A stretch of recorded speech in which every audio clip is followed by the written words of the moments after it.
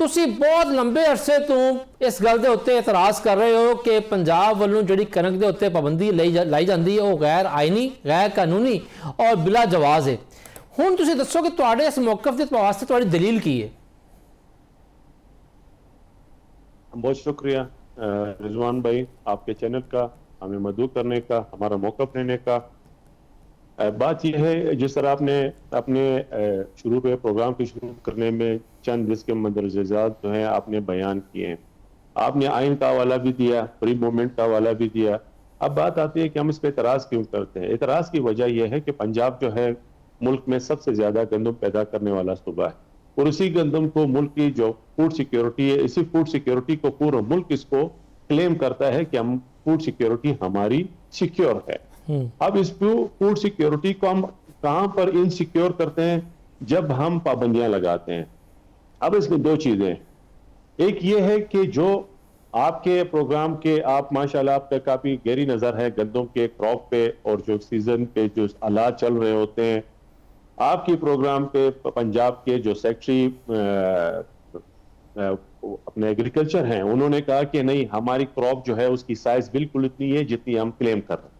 ठीक है, अगर इतनी है तो फिर पाकिस्तान में तो शॉर्टेज नहीं होनी चाहिए। अगर शॉर्टेज नहीं है, पाकिस्तान में आपके पास गंदम है, तो फिर गंदम की इतनी पैनिक आपने क्यों बनाया है कि आपने गुज़श्ता 2-3 साल से ये पाबंदियां लगा करके आप इस चीज को अब कल के आपके प्रोग्राम का हवाला में देते हुए कि गंदम की आड़तियों से मुंसलिक जो घरें हैं वहां पर चापे मारे जा रहे हैं। पीरा फोर्स को आपने एक चूक किया है, मिलों के दरवाजे और गेट तोड़ रहे हैं। साउथ पंजाब में आप मिलों के दरवाजे और गेट तोड़ रहे हैं। ये तो उनका रॉ मटीरियल है जो इस्तेमाल कर रहे हैं पंजाब के अंदर, मैं बता रहा हूं।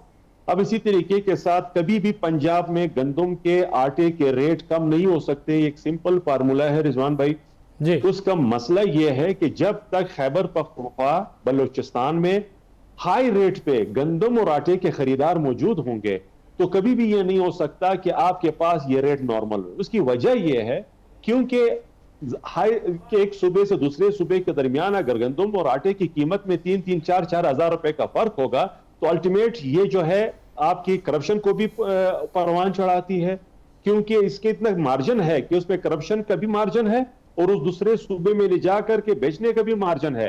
और स्टॉकिस्ट या जो आदमी कोशिश करता है कि वैक्यूम को पुल करने की कोशिश नहीं करता, मार्केट में डिमांड के मुताबिक क्योंकि सप्लाई नहीं है, तो इसका जो अल्टीमेट असर है वो पंजाब के पूरे मार्केट पे आएगा कि पूरी मार्केट क्योंकि कानून में और उनकी नजरों के सामने एक चीज आ रही होती है, वो सुन रहे होते हैं कि पेशावर में या खैबर पख्तूनख्वा में आज गंदम के रेट 12,000 रुपए हैं। जब वो उसके साथ मुवाजना करते हैं कि आज पंजाब में गंदम के रेट 10,000 रुपए हैं, तो 2,000 रुपए का ये डिफरेंस जो है ये करप्शन का वजह बन रहा है। और यही 2,000 रुपए जो है पंजाब की मार्केट को भी नॉर्मलाइज होने नहीं देता। आप जब तक डिमांड एंड सप्लाई, आप फ्री मूवमेंट को जब तक इंश्योर नहीं करते, आपके पास मुल्क का एक्चुअल पोजीशन आपके सामने नहीं आएगा कि गंदम का एक्चुअल रेट क्या है। क्योंकि हम मसनूई तरीके के साथ उसकी जो अपना एक सिस्टम है उसको छेड़ते हुए हम सूबों के दरमियान हमने कदगने लगा दिए हैं। अब उस कदगनों की वजह से डिमांड और सप्लाई में फर्क आ रहा है। अब उसका रूमर स्पेकुलेशंस, जहां पर गंदम के ज्यादा जखीरे हैं उनके सामने उस स्पेकुलेशंस और रूमर्स उनके सामने घूम रहे हैं, कभी भी ये मार्केट नॉर्मलाइज नहीं हो सकता। फर्स्ट, सेकंड, पंजाब गवर्नमेंट के अपने तरीकाकार, उनके चापे गेटे तोड़ना, मिलों के अंदर जाना, पीरा फोर्स और मुख्तलिफ फोर्सों के जरिए गंदम निकालना, जोर जबरदस्ती करना, डिक्लेयर गंदम, अपने पोर्टल पे चढ़ाई हुई गंदम। चंद मिल वाले तो ये कहते हैं कि हमारे पास कंटेम्प्ट ऑफ कोर्ट है, हमारे पास स्टे ऑर्डर है अपने क्वांटिटी का, इसके बावजूद उनसे गंदम उठाना, तो इसका मतलब है कि देयर इज समथिंग रॉन्ग, ये पैनिक है। अगर पैनिक बाइंग हो रही है तो इसका मतलब है कि आप एग्रीकल्चर के जो सेक्रेटरी हैं वो गलत बयानी कर रहे हैं। पंजाब जो है, जो पिछले 2 साल में इन्होंने ग्रोअर को मारा, उनको सही रेट नहीं दिया, उन्होंने जो कदगने लगाई उसका रिजल्ट आ रहा है। उस रिजल्ट को छुपाने के लिए फिर यह मसनूई तरीके कार अपनाया जा रहा है। अगर ये नहीं है तो फिर फ्री मूवमेंट को इंश्योर करो। अगर फ्री मूवमेंट आप इंश्योर नहीं करते तो इस बात की यह दलील है कि पंजाब के गुज़श्ता 2 सालों की जो पॉलिसीज हैं, पकड़ दकड़, सही रेट ना देना, वीट बोर्ड की मीटिंग में बारहा यह कहना कि गंदम के जो पर एकड़ जो पर मन जो कॉस्ट है 3200 से 3300 आ रहा है, उसके बावजूद 2800 रुपए का रेट लगाना, और वो रेट पे फिर कदगने लगाना, फिर गंदम के जो लोगों के पास गंदम थी बाकी सरकार उसको जब्त करना, फिर उसको अपने मनपसंद लोगों को पैसे के एवज देना, ये सारी वो एक कड़ी है जो इन सब चीजों को बयान करती है कि पंजाब गवर्नमेंट ने इस गंदम के साथ खेला, उसका खमियाजा पूरा पाकिस्तान की इंडस्ट्री, बिलखुसूस पाकिस्तान की आवाम, और उसमें वो आवाम जो आज के बजट में जो पेश किया गया काकड़ साहब मैं चाहांगा कि इत्थे जिहड़ा है जरा सिंध तो साडे जिहड़े सीनियर रहनुमा साडे नाल मौजूद ने हाजी यूसुफ साहब, उन्हां दे मौकफ जानी है।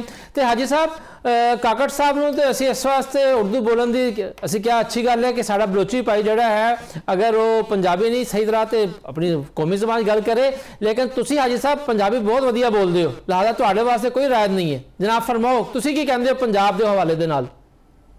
अस्सलाम वालेकुम काकड़ साहब, रिजवान साहब, शुक्रिया। रिजवान साहब तुसां सब कुछ दस दिता, मेरा ख्याल है कोई चीज बाकी कसर नहीं छड़ी। मैं सब तो पहला सिंध गवर्नमेंट का शुक्रिया अदा करदा, साडे नाल जॉइंट मीटिंग उन्हां कीती और उन्हां कहा असां अपने जिमीदार और आम आवाम नूं आटा सस्ता देना चाहुंदे हां, जिमीदार नूं ओहदा बेनीफिट मिल जावे। अलहमदुलिल्लाह पूरे पाकिस्तान की सिंध गवर्नमेंट फूड डिपार्टमेंट ने खिदमत की है और 1 रुपए की करप्शन अलहमदुलिल्लाह कणक च नहीं हुई। मैं बड़ा तजब और नहीं हाजी साहब तुसी अलहमदुलिल्लाह ते कहते अच्छी गल है, लेकिन जेडी तुसी करप्शन की गल कर रहे हो तो नैब दी रिपोर्टां मौजूद ने, पता नहीं कितने लाख टन कणक जेडी चूहे खा गए ने। जी बिल्कुल तुसा ठीक कह रहे हो। मैं इस पीरियड की गल कर रहा जिस टाइम दिसंबर तो लैके अज तक जी अलहमदुलिल्लाह 1 रुपए की करप्शन नहीं हो सकी। उस तो पहला बहुत कुछ होया, वो सारी मौजूद आ, प्रैक्टिकल मौजूद आ, लेकिन दिसंबर तो लैके अज तक जिहड़ा पंजाब गवर्नमेंट ने किया वो पहला किसी कुछ नहीं कर सकी, सिंध गवर्नमेंट भी नहीं वो कर सकी करप्शन जिहड़ी पंजाब गवर्नमेंट कर रही है। सब तो पहले रिजवान साहब किहड़े कानून के तहत पाबंदी आ? कोई कानून है पाकिस्तान च? अगर हुकूमत खुद कानून तोड़ेगी तो पाकिस्तान का की हाल होगा? क्या पाकिस्तान एक सूबा 200 रुपए किलो आटा खावे, दूसरा सूबा 100 रुपए किलो खावे? क्यों? पेशावर KPK गवर्नर वजीर आला ने जोर ला लिया लेकिन पाबंदी खत्म नहीं हुई। असा सारे सूबे की भरपूर मुखालफत करते हैं। फ्लोर मिल इंडस्ट्री तबाह कर दी है, जिमीदार तबाह कर दिता, ओदी जिम्मेदार पंजाब गवर्नमेंट है जिहड़ा 76% कणक पैदा करती है जी।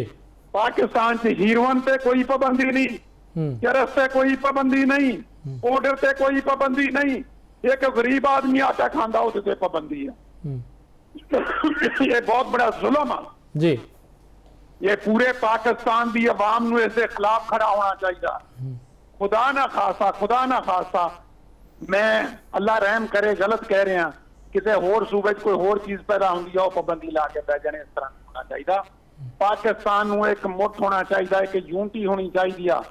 किसी सूबे च भी कुछ पैदा हो तो इंटर पाकिस्तान कोई पाबंदी किसी चीज पे नहीं होनी चाहिए जी। 2 चीजा समझ लो जी। अगर गवर्नमेंट कह रही है, पाकिस्तान गवर्नमेंट कह रही है बार बार साढ़े को कणक पर पूरा पूरी तो फिर इनू छड़ देना। अफगानिस्तान का बार्डर बनता, इंडिया का बार्डर बनता, ईरान का बार्डर बनता, कणक कितने समुद्र से चली जाएगी? पूरे पाकिस्तान च फ्री मूवमेंट होने देन, पूरे पाकिस्तान च आटा भी सस्ता मिले और अलहमदुलिल्लाह पूरे सूबे भी खुश होन। पंजाब ने जिन्नियां पाबंदियां लाइया, पंजाब च भी आटा महंगा होया, अगर होर पाबंदियां सख्त करनगे पंजाब च भी आटा महंगा होगा। पंजाब के बार्डर 3 ने, क्या उत्थे फरिश्ते बैठे ने? ਲੱਖਾਂ रुपया दे के गड्डियां जा रही हैं, क्या KPK वाले भुखे सौंगे ने? बलोचिस्तान वाले भुखे सौंगे ने? सिंध वाले भुखे सौंगे ने? सब आटा वो जा रहा, ਲੱਖਾਂ रुपया दे के जा रहा, जिहड़ा एक गरीब आवाम ते बोझ बन रहा। ये साडियां गवर्नमेंटां नूं क्यों नहीं नजर आ रहा? सानू नजर आ रहा, गवर्नमेंट नूं क्यों नहीं नजर आ रहा? खुदा रा इहदा इक्को ही हल है, अगर कणक शार्टफॉल है उन्होंने इंपोर्ट कर लिया जाए इन टाइम, अगर कणक पूरी है तो उन्होंने फ्री मूवमेंट दे दी जाए।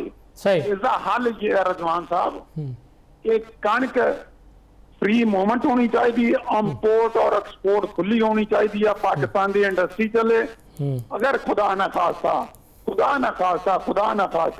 कणक शार्ट है तो अपना बंदोबस्त करना इंपोर्ट का।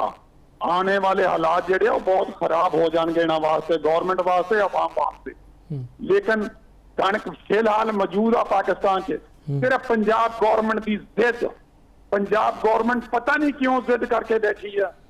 ਉਹਨੂੰ कम से कम बार्डर खोल देने चाहिए आ, सानू पता चल जाए पूरे पाकिस्तान की आवाम ਨੂੰ और गवर्नमेंट ਨੂੰ क्या पाकिस्तान की कणक है या नहीं। अच्छा हाजी साहब ਜਿਹੜਾ पंजाब हुकूमत कह लो या महकमा खुराक पंजाब कह लो, ਉਹ ਇਹ ਦਲੀਲ ਦਿੰਦਾ ਹੈ ਕਿ ਜੀ ਅਸੀਂ ਪਾਬੰਦੀ ਨਹੀਂ ਲਾਈ, ਅਸੀਂ ਤੇ ਜਿਹੜੇ ਪੰਜਾਬ ਅਸੈਂਬਲੀ ਤੋਂ ਕਾਨੂੰਨ ਮਨਜ਼ੂਰ ਹੋਏ ਨੇ ਉਹਦੇ ਮੁਤਾਬਕ ਸਿਰਫ ਇਹ ਮੋਨੀਟਰ ਕਰਦੇ ਆ ਕਿ ਕਿੰਨੀ ਕਣਕ ਜਾਂ ਆਟਾ ਜਿਹੜਾ ਹੈ ਪੰਜਾਬ ਤੋਂ ਬਾਹਰ ਜਾ ਰਿਹਾ, ਤਾਂ ਕਿ ਅਸੀਂ ਵੇਖ ਸਕੀਏ ਕਿ ਸਾਡੇ ਪੰਜਾਬ ਤੇ ਨਹੀਂ ਘਾਟਾ ਪੈ ਰਿਹਾ ਕਿਸੇ ਚੀਜ਼ ਦਾ। रजवान साहब तुसां इन्हां चीज़ां ते बड़ी नज़र रखी हुई है, ये सवाल मेरा तुहानू बनदा, तुसां ईमानदारी नाल जवाब दिओ कि पाबंदी है कि नहीं जी। गैर आनिया पाबंदी है जी, गैर आनिया पाबंदी है जी। तो फिर ये डंडाबंदी, दूसरे लफ्ज़ां में डंडाबंदी, जबरदस्ती, ये गलत है। कानून के तहत पाबंदी ला नहीं सकते, डंडाबंदी लाइया पैसे ले रहे उसे।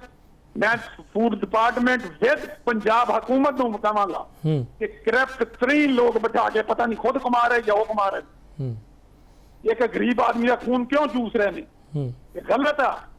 खुदारा ये सब कुछ खोल देना चाहिए। पाकिस्तान एक का, पाकिस्तान का फ्लैग एक का, पाकिस्तान का नारा एक का। ये पाकिस्तान इस वास्ते बनिया सी कि बार्डर बना दो पाकिस्तान के अंदर, खुदा का ना ही हो, पूरे पाकिस्तान इक्वल होने दो हर चीज, चाहे वो कणक हो, चाहे गैस हो, पेट्रोल हो, बिजली हो, इक्वल होना चाहिए। पाकिस्तान सही सही